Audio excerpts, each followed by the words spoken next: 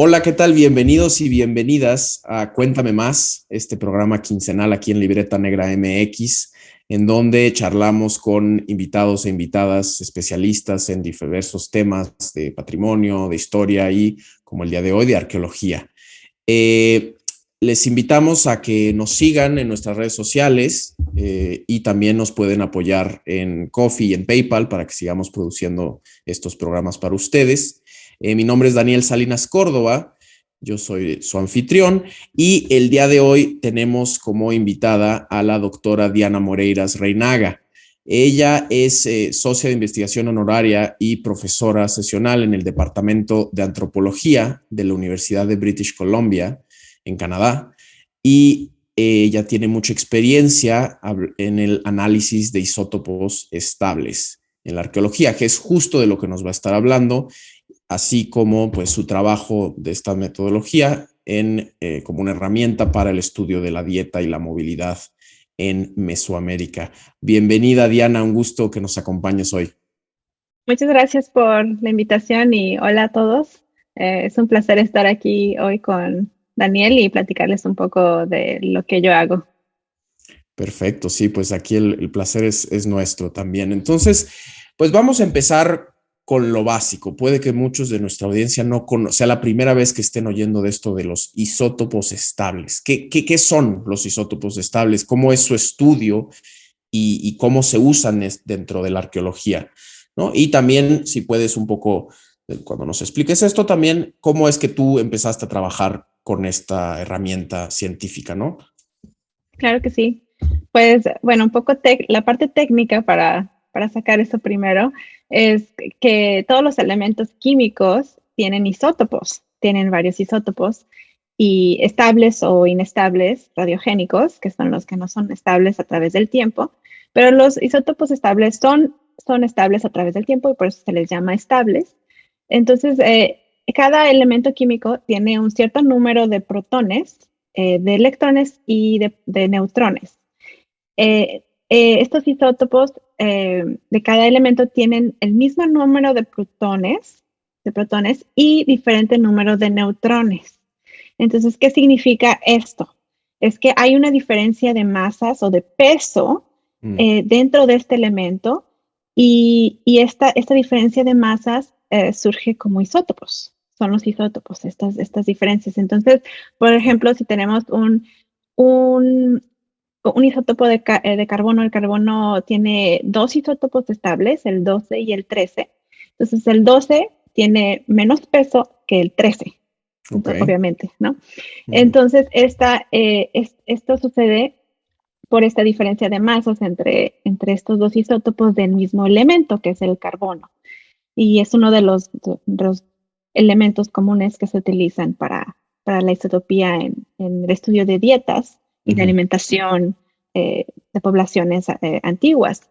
Entonces, lo que puedo comentarles sobre, como a grandes rasgos, como ejemplo es, por ejemplo, el carbono. Todo se obtiene a través del CO2 de la atmósfera y se integra a las plantas. Las plantas obtienen eso a través de la fotosíntesis y los animales comen esas plantas, entonces los animales obtienen ese carbono de las plantas y nosotros comemos, los humanos comemos las plantas y animales, entonces también obtenemos un valor isotópico de carbono. Ok. Entonces lo que hacemos en el laboratorio es analizar tejidos de algún individuo, por ejemplo, podría ser hueso o diente o un cabellito, un pedazo de uña. Todos estos tejidos tienen este valor de carbono, isotópico de carbono, y lo que se hace es que se analiza por decirlo bien, espectrómetro de masas, y lo que se hace es que se separan estos isótopos, se mide, se pesan Es estos una máquina, isótopos. ¿no? El Es una espectrómetro de máquina. masas es una Sí, es máquina una de máquina de laboratorio, ¿no? laboratorio, exacto. Entonces, en el laboratorio ahí es donde se separan estas masas, ¿no? De los dos. El carbono se separa entre el carbono 12 y el carbono 13, y Ya. entonces se pesan, ¿no? Se encuentran los neutrones Y entonces al salirse es una proporción, tu valor isotópico es una proporción entre el carbono 12 y el carbono 13. Y entonces este valor isotópico es el que nos dice mucho, nos da mucha información sobre la alimentación de animales y de cualquier consumidor, animales y de humanos. Entonces es increíble pues el tipo de estudio que se puede realizar a través de un método biogeoquímico. Entonces la aplicación en la arqueología es impresionante, pues, porque es increíble. A mí todavía se me hace muy increíble que podamos conocer tanta información sobre las poblaciones antiguas a través de un pedacito de hueso o un diente y analizar una pequeña parte. Son muestras muy pequeñas de 2 gramos o menos. Entonces, muy pequeño. Sí es destructivo, obviamente, el método, pero es un pedacito, una pequeña muestra. Sí. Y con esa muestra podemos aprender sobre qué tipo de consumidor eran estas personas que estamos estudiando en el pasado. Si comían muchas plantas C3, que son la mayoría de los vegetales, muchos de los granos, el arroz, o si consumían plantas C4, que incluyen maíz, el amaranto, que son las principales plantas como tropicales y son menos en el planeta, este tipo de plantas. Entonces podemos aprender sobre el tipo de consumo de plantas y a través de los isótopos de nitrógeno podemos aprender también sobre qué tipo de alimentación proteica se consumía en el pasado, como si los individuos eran herbívoros, comían puras plantas, o si eran carnívoros o omnívoros. Se puede diferenciar qué tipo de alimentación y la cantidad de carne o de proteína pues, que se consumía también, el tipo de proteína y la cantidad de proteína.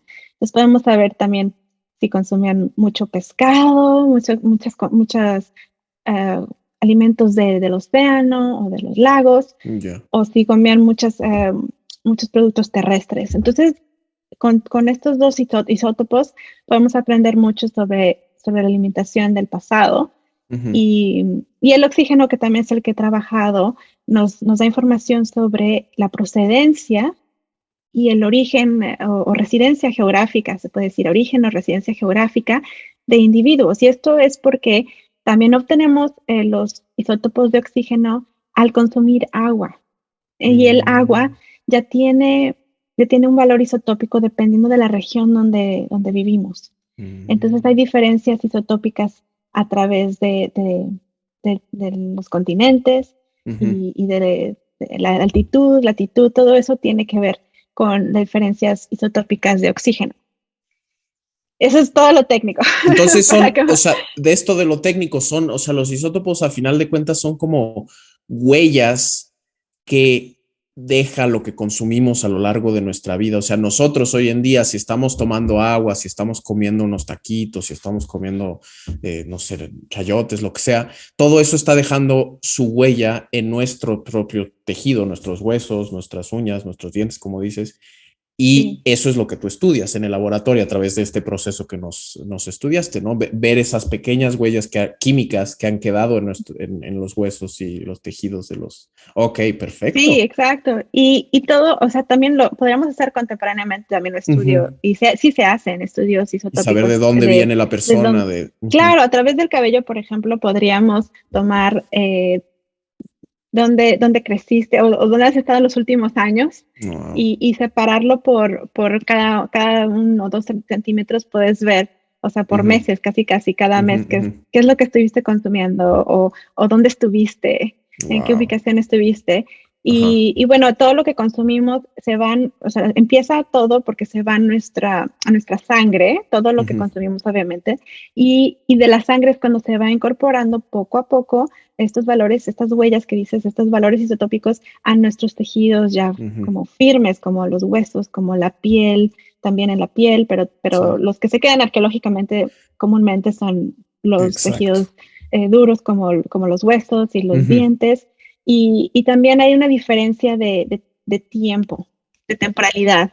Ujú. Podemos conocer sobre si analizas hueso, son los últimos 10 años más o menos en promedio de lo que se consumió durante ese periodo de los últimos años de vida de un individuo, mientras que en diente obtenemos información sobre el periodo de mineralización del diente. Entonces podemos conocer las dietas o la alimentación y el origen geográfico de individuos durante su niñez, Ya. durante la infancia y la niñez, y compararlo con los últimos años de vida. Entonces, la persona, Wow, si wow. comparas a la misma persona un diente y un pedacito de hueso, podríamos conocer dónde creció y qué ¿Y comió de dónde? niño y cuándo dejó de amamantar, también podemos conocer, y cuándo ya comía comida sólida y dónde vivió sus últimos años de vida y qué consumió y si emigró o si se movió de una región a otra. Podríamos Ujú, conocer todo, mucha información de un solo individuo ujú, ujú. a través de Wow. este Sí, no, pues método. toda una biografía. Y entonces ahora cuéntanos, ¿cómo es que tú empezaste a hacer pues este lado mucho más científico de la arqueología, ¿no? Uno piensa en arqueología y es como, bueno, la excavación, Indiana Jones, los museos, muy como este lado de humanidades y de antropología. Pero esto sí es Sí. como ciencia de laboratorio, ¿no? ¿Cómo es que tú acabaste estudiando estas cosas? Sí, pues fue interesante porque yo siempre me interesó la arqueología desde que estaba niña. Me encantaba los libros sobre los egipcios y, bueno, el Indiana Jones, todo eso, ¿no? Que lo que ve uno de niño sobre arqueología me interesaba. Ujú, Y después, cuando estaba ya en la prepa, empecé a aprender sobre las culturas mesoamericanas y dije, no, esto me interesa mucho, quiero conocer más, quiero aprender sobre las culturas mesoamericanas y estas poblaciones prehispánicas y que son mis ancestros. Entonces, como que eso me motivó a realmente entrarle a la arqueología de lleno desde el comienzo. ujú, Y entonces yo me fui a UBC de México, yo me fui a UBC a los 19 años, creo que fue, ujú. a estudiar la licenciatura. Y justo estando en UBC ya, pues entrada en la arqueología en mis últimos años, allá me enteré sobre este tipo de métodos, Ujú. como dices tú, más científicos, pero no diría más científicos, sino porque yo creo que la arqueología es muy científica en sí misma, Sí. pero más bioquímicos, ¿no? De métodos que se están jalando de otras facultades Ujú. de ciencias para el beneficio de los estudios arqueológicos. Entonces, cuando aprendí sobre el método, pues me impacté, la verdad. Fue Ujú. así como que me impactó y pues quise conocer más y conocer más sobre el método. Y además siempre me interesó también, pues ya entrando como que dices, ¿qué es lo que quiero estudiar? ¿Qué es lo que me gustaría investigar? Y siempre me Ujú. interesó la alimentación prehispánica, como que la Ujú. parte de la alimentación me llamaba mucho.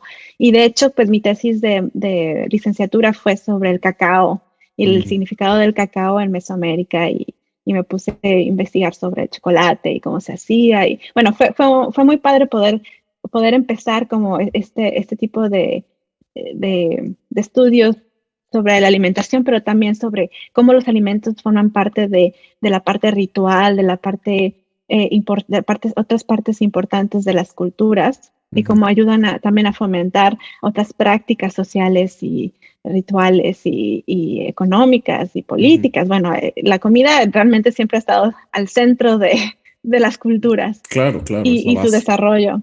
Es Ujú. la base. Entonces siempre me llamó la atención y de ahí me quedé a la maestría. El doctor Michael Blake, el que se especializó en Mesoamérica, él me ha sido un gran mentor y gran asesor, porque él me dijo, sí, puedo ser tu asesor y me quedé entonces en UBC a la maestría Ujú. y pues entonces ya fue cuando empecé a aprender el método realmente en el laboratorio, cómo procesar muestras, como la parte ya de laboratorio y, y, y me enfoqué en poblaciones del Soconusco Mm. para la maestría a través de varios periodos prehispánicos, como desde los más tempranos al posclásico y ya de ahí ya muy adentrada en la isotopía y en Mesoamérica, pues ya me pude ir a la Universidad de Western Ontario a hacer el doctorado y tuve 2 asesores, uno en antropología, el doctor Jean-François Miller, y uno en ciencias de la tierra, el doctor Fred Longstaff. Y entonces entre ellos dos, ellos me apoyaron mucho para que yo pudiera tener las 2 bases de la parte de la antropología, pues toda la parte de bioarqueología y arqueología, y luego meterme más de lleno a la parte de la teoría y la metodología isotópica. Uh-huh. Y pues de ahí salió mi trayectoria en cuanto más hacia la biogeoquímica. Y la verdad es que no nada más es que me interesó, pero después, y que me gustó, pero además realmente me gustó trabajar en laboratorio. Creo que yo soy más de laboratorio que estar en las excavaciones, ahí con la brochita y eso. Más bien mis habilidades, ¿no? Como uno encuentra sus habilidades, realmente están mucho en el laboratorio porque tienes que tener cierta paciencia, mucho detalle, pero mucha paciencia, ahora sí que mucha paciencia para los análisis de laboratorio, y a veces las cosas no salen bien, y la mayor parte del tiempo las cosas no salen bien, la verdad. Entonces tiene uno que empezar de nuevo o mucha esperar, prueba y error, ¿no? Sí, y además porque luego los instrumentos no están funcionando y tienes que esperar meses a que se analicen tus muestras. Entonces, bueno, pero a mí me encanta el trabajo de laboratorio, me ha gustado mucho, y se me dio pues de que entiendo los conceptos, y aunque realmente no tuve background o así como en ciencias específicamente, con el doctorado pude adentrarme un poco más y aprender como más de lleno la parte científica de este tipo de procesos biogeoquímicos. Entonces de ahí surgió todo. Buenísimo, ¿no? Buenísimo. Pues sí, que suena realmente sí muy interesante. Y bueno, pues sí, tu camino también a llegar a esta metodología, estas herramientas tan valiosas para la arqueología que, pues sí, no entran mucho dentro del imaginario popular, colectivo de lo que es la arqueología. Uno piensa en arqueología y piensa en eso, como nada más en las pirámides, en la excavación, la aventura, ¿no? Y el trabajo de laboratorio es importantísimo en la arqueología porque, como dices, da una cantidad de información que, pues sí, que realmente enriquece mucho lo que se puede obtener de los materiales que se obtienen en la excavación, etcétera, etcétera, ¿no? Entonces, y en este sentido, un poco más sobre tus investigaciones, ¿no? Bueno, ya comentamos, has hecho investigaciones de patrones dietéticos y residenciales en diferentes lugares, ¿no? Especialmente tus investigaciones más recientes han sido con los aztecas, ¿no? En Ecatepec. También has estudiado restos de sacrificios humanos mexicas del Templo Mayor, también de Tlatelolco, ¿no? En la Ciudad de México, de este posclásico. Entonces, ¿cuáles han sido como tus principales descubrimientos mediante esta herramienta del análisis de isótopos estables pues como nos dijiste, de carbono, de nitrógeno y de oxígeno?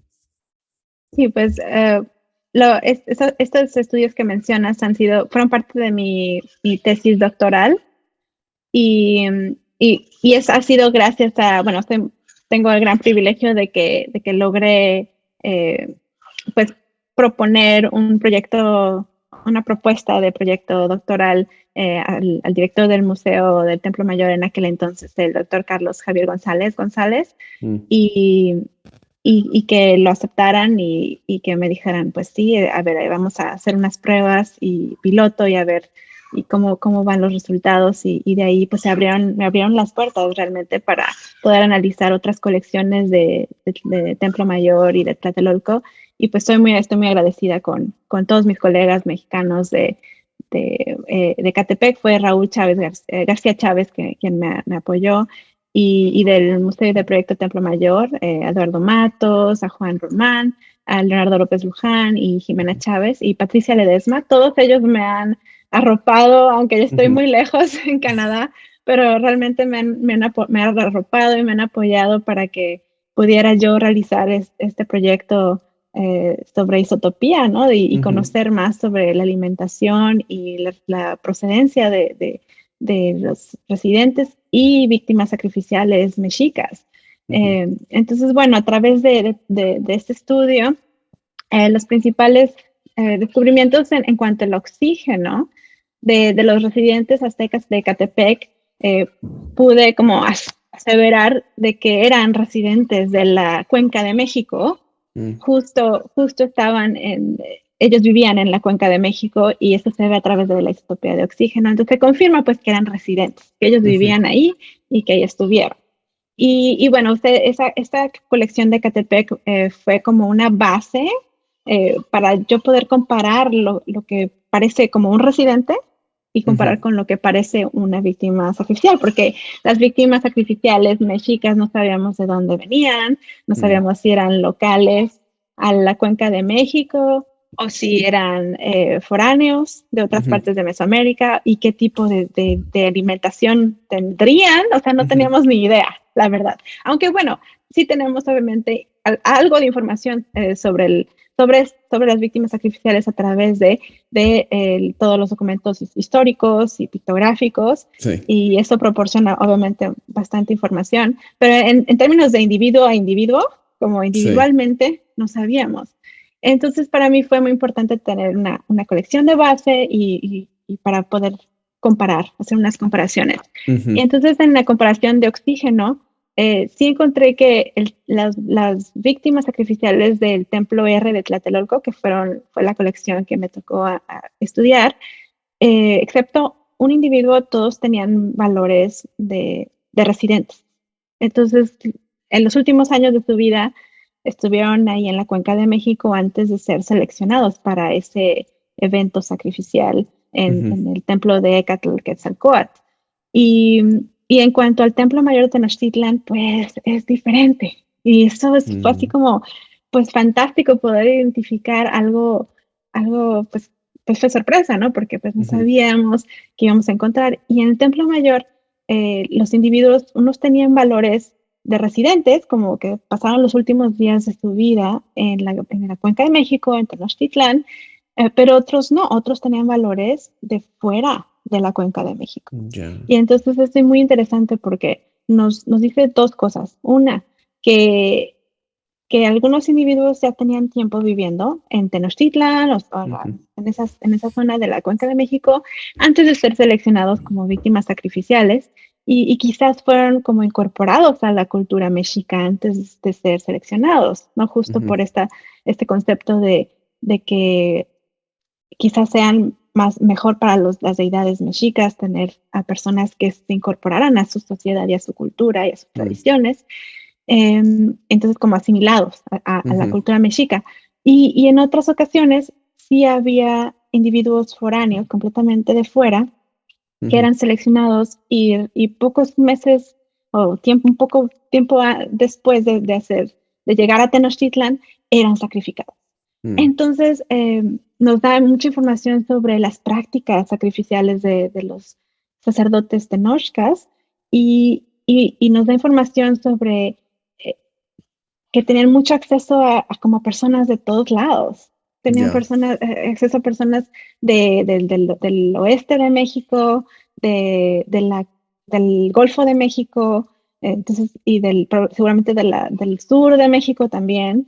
Entonces yo pude como que más o menos darme una idea del panorama en cuanto a las conquistas mexicas a través, ¿no?, de sus conquistas que hacían militares, que quizás ellos estaban tomando personas de estas diferentes partes de Mesoamérica que iban ellos dominando a través de varios reinados, como el de Ahuizotl, por ejemplo, donde ahí sí fue una expansión importante en cuanto a territorio, pero también en cuanto seguramente recibían tributo y recibían esclavos, o sea, como tributo, y quizás tomados durante las guerras, como se dicen como cautivos de guerra, ¿no? Que no necesariamente solo hombres, porque también hay mujeres y niños que a mí me tocó estudiar. Y entonces vemos que el perfil biológico de las víctimas sacrificiales es muy, muy variable y también había niños y había infantes y había mujeres que eran tomados por los mexicas para sus diferentes rituales en el Templo Mayor. Y bueno, y en cuanto a carbono y nitrógeno, pues aprendí que un poco sobre la alimentación de los residentes aztecas en Ecatepec. Sí vemos que hay mucho consumo de plantas como el maíz, el amaranto, Claro. y quizás también los nopales y el maguey, como a través del pulque, seguramente era parte de su consumo cotidiano. Y lo interesante es que los residentes, que Ecatepec está cerca de los lagos de Texcoco y de Jaltocan. Y pues no es de sorprenderse que tenían valores elevados de nitrógeno, de isótopos de nitrógeno, que nos indican que es muy probable que estos individuos consumían pues alimentos de los lagos. Yeah. Y eso es algo diferente entre los residentes y las víctimas sacrificiales en Templo Mayor y en Tlatelolco, en el Templo R. Las víctimas tenían dietas o alimentación distinta a los residentes de Ecatepec, pero específicamente los de Templo Mayor consumían muy poca proteína animal. Entonces, lo más probable es que consumían muy poca, quizás no tenían acceso a la carne como las élites o como los residentes de otras zonas de la cuenca, y consumían obviamente mucho maíz y amaranto, todo lo que es C4, que eso que sale como en la parte isotópica. ¿No? Sí, y mucho más vegetariana, que es interesante también, que obviamente no podemos, como son los últimos años de vida los que analicé, no puedo aseverar con mucha certeza que les estaban dando una dieta específica para el ritual, pero sí sabemos que se daban algunos alimentos antes de ciertas ceremonias rituales. Entonces, bueno, es muy difícil, si no tenemos como cabello para los últimos meses de vida, para analizar los últimos meses, y como pues en México, en la Ciudad de México no se conserva, pues los suelos de la Ciudad de México no se conserva el cabello, se conservan pues los dientes y los restos óseos, pues es muy difícil saber esto, pero no me sorprendería que tenían una cierta alimentación de acuerdo al ritual en el que iban a participar. Y bueno, esto es lo que voy a darle como seguimiento también en un futuro cercano, porque también tengo muestras de dientes. Entonces también saber un poquito sobre la alimentación de su niñez y qué es lo que consumían, y si hay diferencias entre la parte del periodo de niñez con el periodo de los últimos años de vida. Bueno, eso es más o menos como a gran escala lo que encontré en mi estudio doctoral, que pues todavía sigo trabajando en expandirlo. Claro, no, buenísimo, buenísimo. Y sí es muy, muy interesante cómo, pues sí, cómo a través de estas herramientas de los isótopos puedes reconstruir una parte de la vida de estos individuos, ¿no? Que pues unos sí fueron sacrificados ritualmente, y teniendo también pues los de Catepec más como la muestra base, ¿no? De pues, residentes normales, que esos me imagino pues murieron de causas naturales, ¿no? Esos también eran de sacrificios. No, en Ecatepec era un sitio residencial. Y era como una casa y tenían un piso donde encontraron varios entierros dentro de una casa. Y entonces parece que todos tenían como de mismo estatus social, sí, porque yo no vi muchas diferencias tampoco en cuanto a la alimentación de este grupo, muy drásticas, así de que venían de situaciones sociales distintas, socioeconómicas distintas. Y esto es lo que, y además había 2 temazcales en esa zona, y pues había muchos infantes también, muchos niños en esta colección, y mujeres de edad mayor, Entonces podría ser, la idea es que quizás este sitio era también un sitio para apoyar a las mujeres que daban durante los partos y daban a luz, y el temazcal era una de esas pues fuentes de apoyo para las mujeres en esa época para todo el proceso de parto.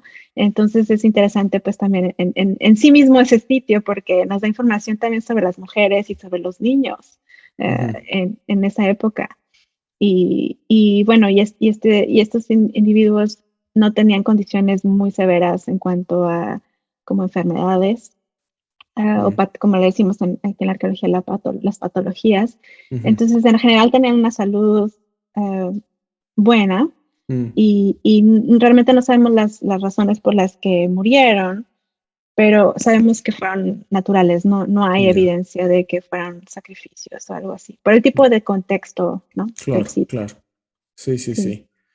Sí, qué interesante. Y esto, un poco ahorita, mientras estás contando esto, eh, me recuerda un poco a un episodio pasado que tenemos sobre bioética, en el que hablamos pues sobre esto de el uso de eh, pues restos humanos como se investiga. Y en este caso me pregunto un poco cómo son las cuestiones. Es un tema muy grande, muy amplio y ya lo hemos tratado un poco específicamente con el caso de las momias de Guanajuato. Tuvimos a Paloma Robles Lacayo de invitada hablando, pero en el caso de pues del estudio de isótopos estables, ¿cuáles son, y en tu experiencia, cómo fue trabajar pues, con los restos humanos, restos de personas que murieron, unos sí de formas naturales y otros pues en estos sacrificios rituales que tanto revuelo causan, ¿no? Son algo muy llamativo, a Sí. final de cuentas, los sacrificios humanos de los mexicas. No sé si puedas compartirnos un poquito de cuál ha sido tu experiencia o alguna reflexión que tengas de esto. Ahorita me vino a la mente. Sí, pues nunca pensé, la verdad, que al yo entrar a estudiar arqueología, nunca pensé que yo iba a estar lidiando con restos humanos, la verdad. No fue como así intencional de que yo iba a analizar restos óseos en mi carrera, el resto de mi carrera. Entonces sí tuve que aprender mucho, mucho especialmente en la maestría, pues fue así como apenas empezaba uno, me empezaba a dar cuenta de cómo tratar los restos óseos Uh -huh. y, bueno, y llevarlos al laboratorio y que saca el huesito y todo eso. Y dije, a ver si puedo, como mentalmente realizar este trabajo, porque como dices tú, pues son personas que murieron, o sea, tienes que Uh -huh. pensar que, tienes que tener muy en mente que son personas, a final de cuentas fueron personas que vivieron en nuestro pasado, en el pasado prehispánico, y que hay que tratarlos con mucho respeto como dices tú, muy éticamente, o sea, tratarlos muy bien y manejar los huesos y todos los restos con mucho cuidado, pues con todo el cuidado y con todo el respeto que se merecen. Entonces, pero realmente fue en el doctorado cuando ya me tocaba ahora sí entrar a un estudio mucho más amplio, Uh -huh. de varias colecciones y de muchos restos. Pues ahí tuve pues que tomar cursos sobre pues realmente bioarqueología los análisis osteológicos, Uh -huh. identificar las partes de nuestra anatomía, ¿no? Que es un fémur y todas las partes del cráneo. Y bueno, eso es súper intenso, la verdad. Uh -huh. Es muy intenso. Y como que me gustó aprenderlo, me gustó hacer ese trabajo y también la parte de ética y la parte de saber cómo tomar, también cómo tomar muestras para análisis isotópicos. No encontré en la literatura sobre el tema alguien que realmente dijera cómo se toman muestras para análisis isotópicos. ¿Qué se debe de considerar? ¿Qué estrategias se debe para el muestreo? ¿Qué es lo que se debe hacer? Entonces yo para tomé un curso con una profesora en Western, la doctora Alexis Dolphin. Ella me dijo, bueno, vamos a hacer un curso entre tú y yo y tú pues, tienes estas lecturas y al final haces un ensayo. Y entonces parte de ese ensayo fue realmente pensar eso, ¿cómo voy a tomar muestras de restos óseos y cómo se deben de considerar los restos óseos y realmente estrategias para minimizar la destrucción de estos restos óseos, que también son recursos limitados y no tenemos otros. Sí, entonces también fue como de dónde se puede tomar la muestra y que tenga yo un resultado efectivo, pero sin dañar tanto el esqueleto. Entonces estuve pensando mucho sobre esto y terminé publicando este artículo, como un artículo en el Journal de Western, la revista de Western, como parte de ese proceso. Y algunos profesores después me contactaron y me decían, ay, es que andaba buscando algo para mis estudiantes sobre las estrategias de muestreo para análisis isotópico y tu artículo está muy bueno porque muestra así como diferentes opciones de cómo muestrear y cómo poder contestar tus preguntas de investigación.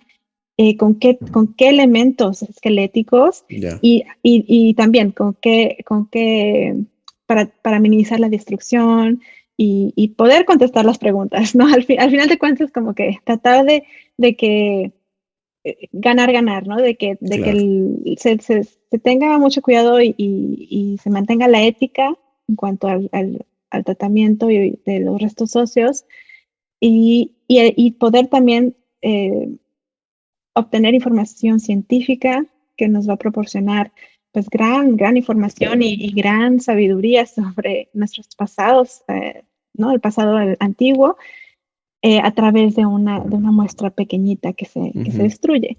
Claro. Sí, que valga la pena, ¿no? Que valga la pena. El estudio y claro. todo ajá.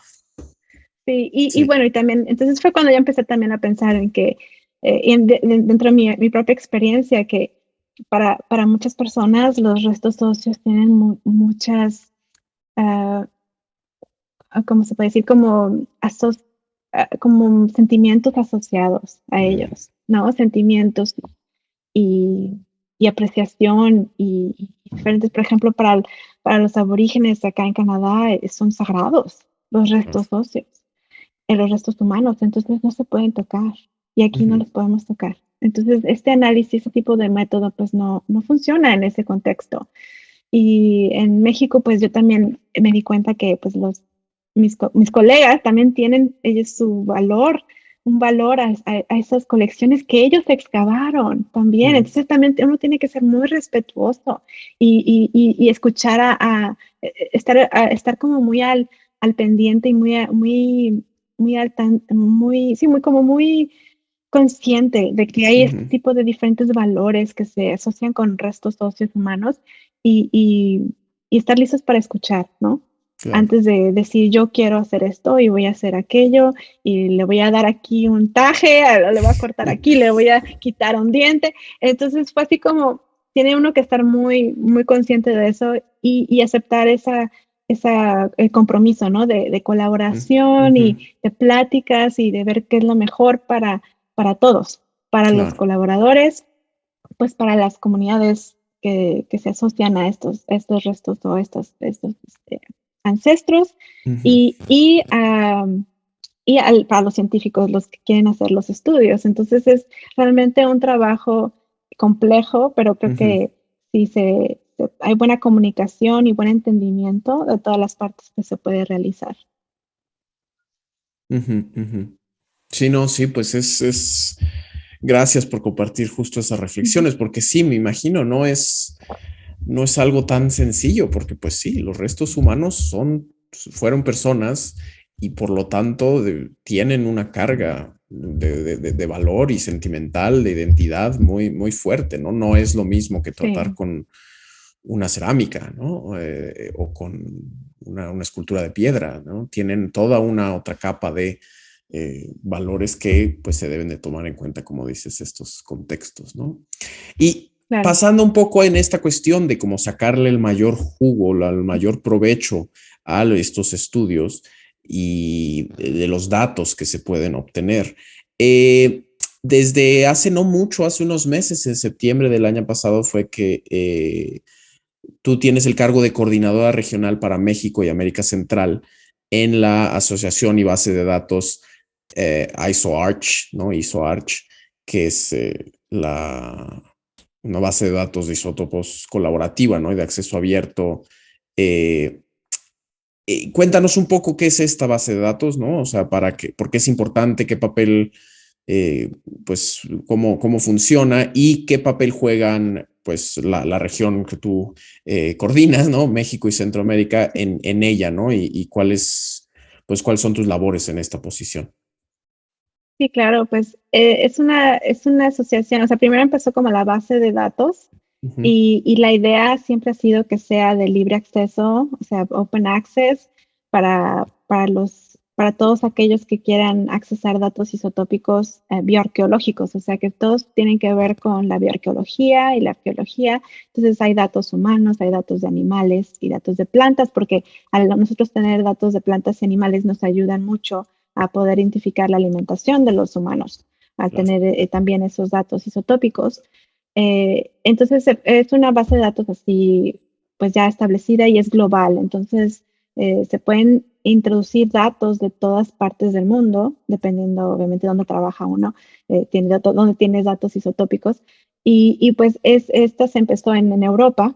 entonces hay muchos datos ya de Europa y fue lo que yo vi cuando apenas chequé la base de datos y hace unos años y le hicieron una asociación, entonces también puedes ser miembro de la asociación Mm. y pagas una vez al año una cantidad, creo que es como 25 euros, algo así, no es muy caro. Y entonces formas parte de la asociación y puedes integrar tus datos isotópicos a esta base de datos y puedes también usar los datos que están ya accesibles en la base de datos.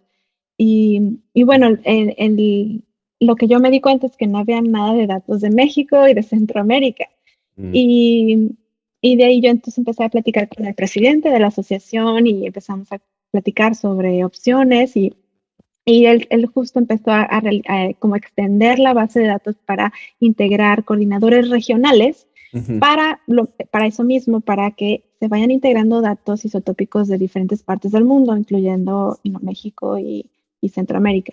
Y entonces yo le propuse formar parte de este proceso y de este proyecto, pues de ir incorporando. Entonces mi papel es de invitar a pues los colaboradores de México y de pues, Latinoamérica, pues Centroamérica, a que si ellos están haciendo estudios isotópicos, que ellos integren sus datos a esta base Mm. global para ir llenando datos de estas regiones del continente americano.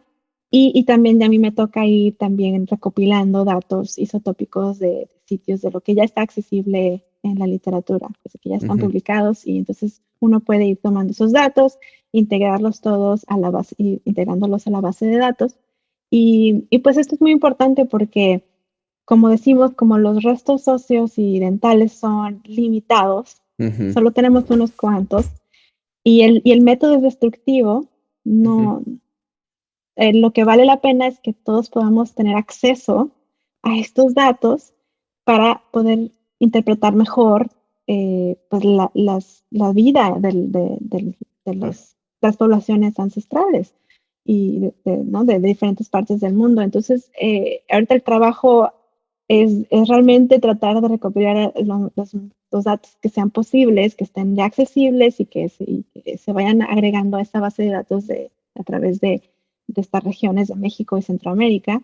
Ujú. Y pues ese es mi papel, realmente el invitar a todos, a todos los colegas en México y en Centroamérica a que ellos también integren sus datos y sepan que es de libre acceso, todos tienen acceso.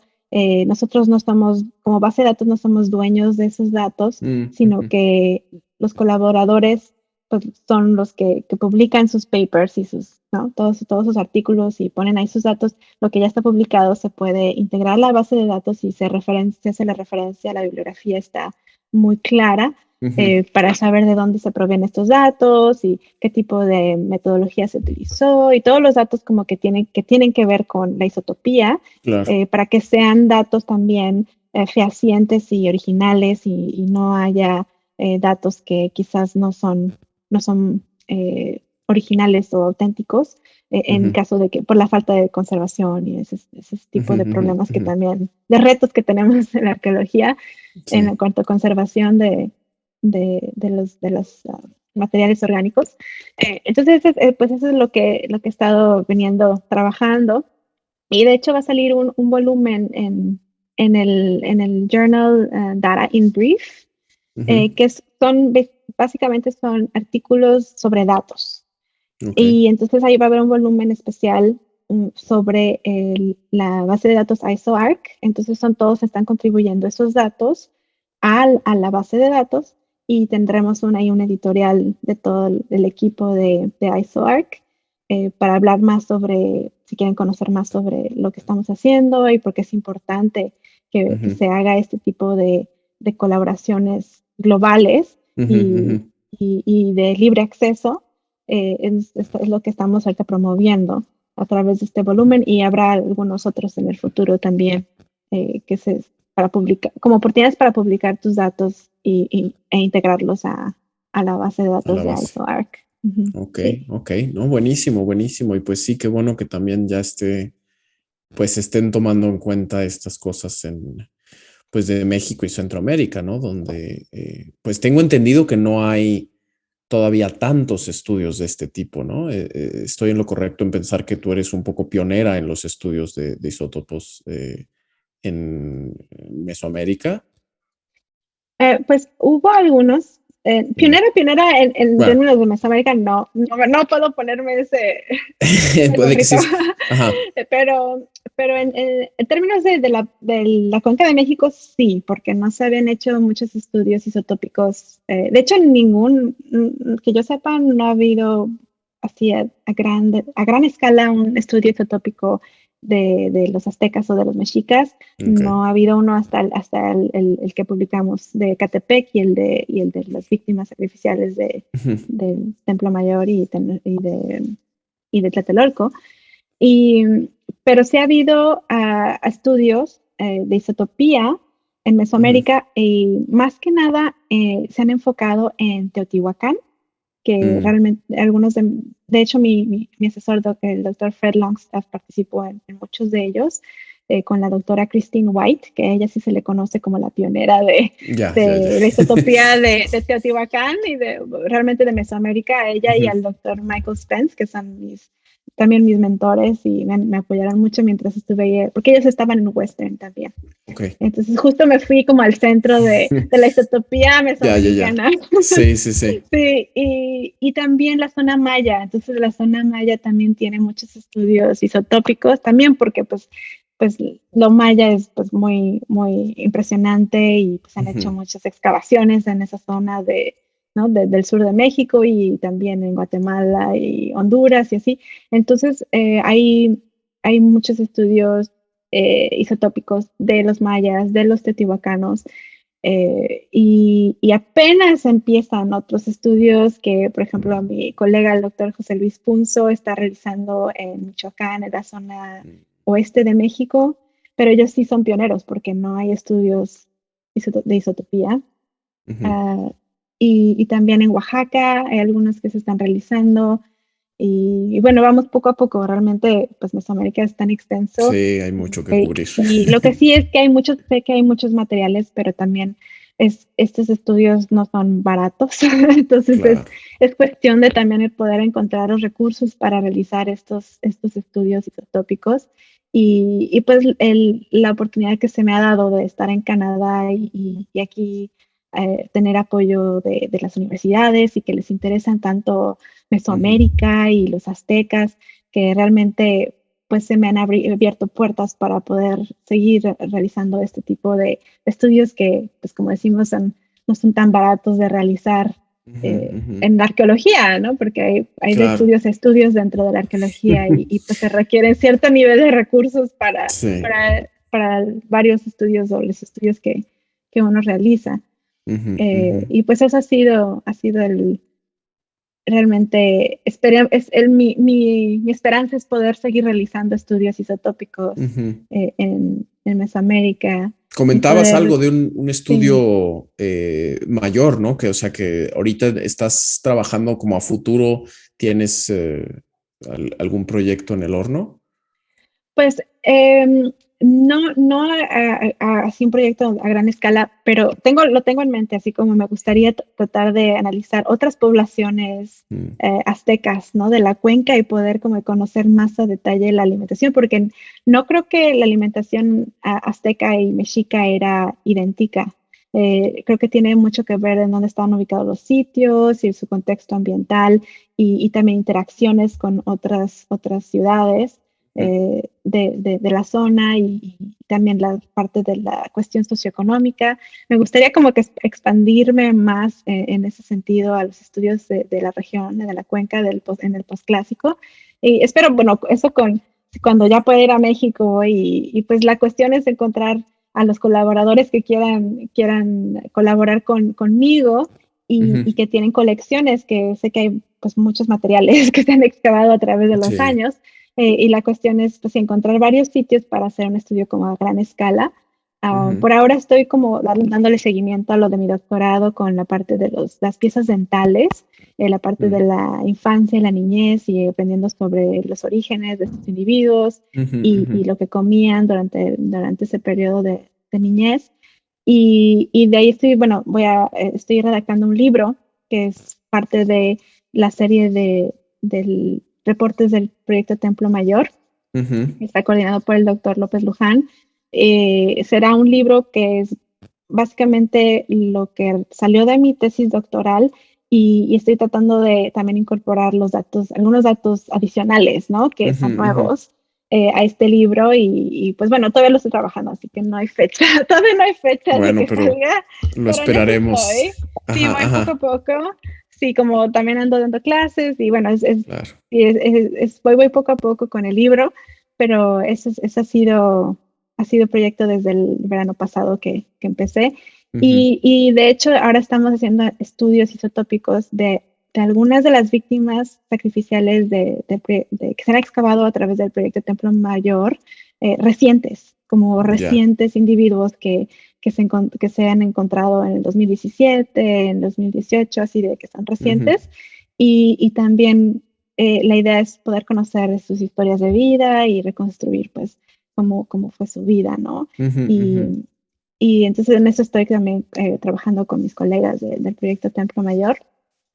Y uno que es completamente distinto es que estoy trabajando en un como proyecto pequeño aquí con la doctora Camila Speller de UBC eh, sobre la identificación taxonómica de los felinos de ofrendas del Templo Mayor. Entonces, estos animales, o sea, que ya me estoy metiendo a animales, no Ya. nada más a seres humanos, pero animales, los gatitos, bueno, los gatotes, más bien, los gatos del Sí. Templo Mayor, que algunos han sido identificados osteológicamente, pero hay unos que pues queda la duda si eran pumas, si eran jaguares. Entonces, a través de una técnica más como moderna, reciente, que se llama ZOOMS, que es como Zoo Archaeological Mass Spectrometry, se puede analizar, se puede identificar la taxonomía, como la taxonomía Ya. de estas especies felinas. Entonces, es un Ok. proyecto como piloto para ver si podemos luego identificar otras especies, otros animales, también de contextos así rituales, ¿no?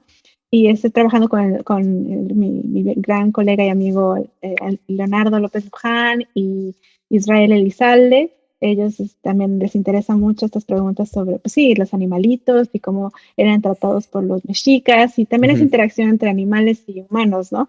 Claro. Que es muy interesante y además porque eran utilizados y sacrificados también en rituales En mexicas los rituales. Sí. y eran tan importantes también estas especies para los mexicas. Entonces, bueno, ese es un proyecto así como un poquito diferente a lo que he estado haciendo, pero también muy interesante, pues, en sí Sí, sí, mismo, sí.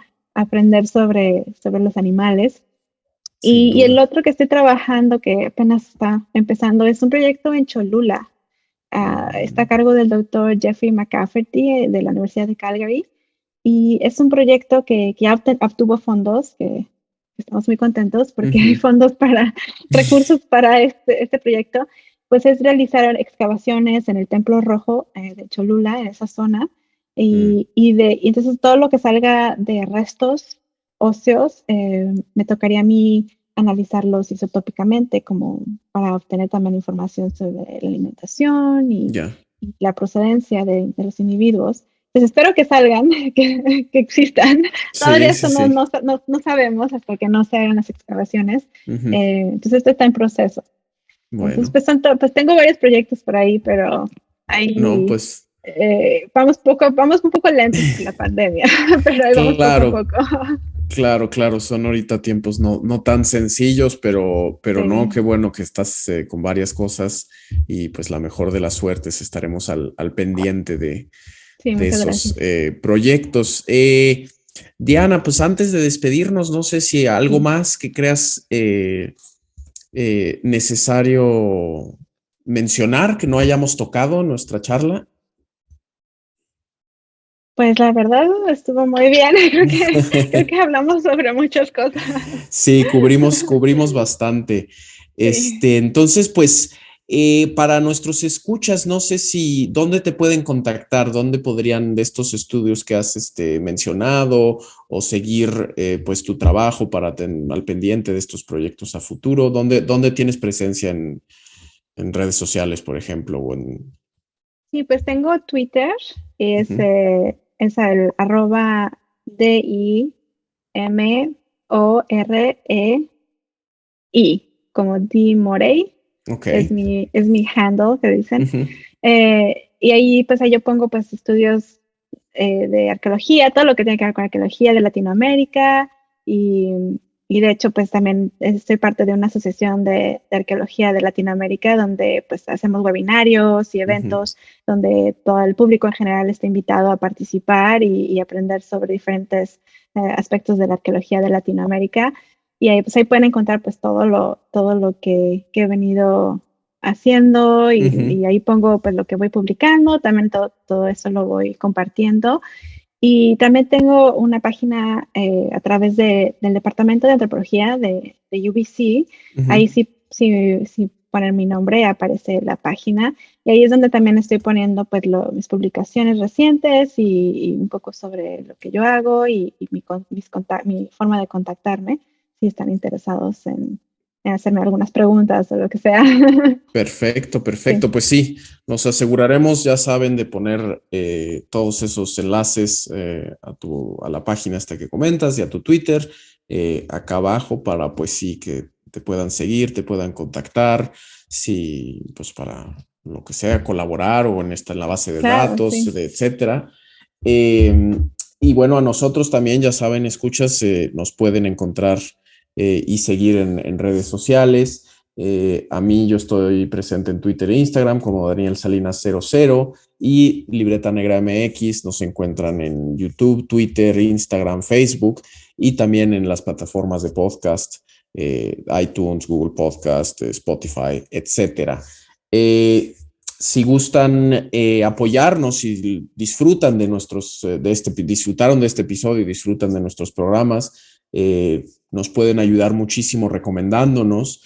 Mándenle este episodio a quien crean que le pueda interesar, ¿no? Les cuesta un minuto.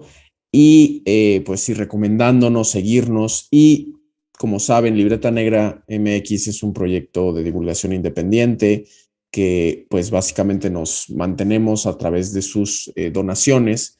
Entonces, pues les agradeceríamos mucho, sí, para que podamos continuar haciendo estos programas. Pueden, si está dentro de sus posibilidades, pueden apoyarnos a través de Ko-fi o en PayPal. También todos esos enlaces abajo en la descripción del episodio pueden encontrarlos. Diana, de nuevo, muchísimas gracias por acompañarnos y por compartir un poco sobre tu trabajo y explicarnos todo esto del estudio de isótopos estables. Un verdadero placer contar contigo hoy. Sí, mucho gusto, me dio mucho gusto platicar contigo, Daniel, y que todos tus seguidores puedan conocer un poquito más sobre la isotopía estable, qué maravilloso es este método para la arqueología y para conocer tanta información sobre las vidas antiguas y sobre nuestros ancestros. Y pues muchas gracias a todos por escucharme y por participar también a través de Libreta Negra. Buenísimo, pues sí, comunidad, muchísimas gracias y bueno, ya saben, en 2 semanas más nos vemos para otro episodio de Cuéntame Más. Se cuidan mucho, hasta luego.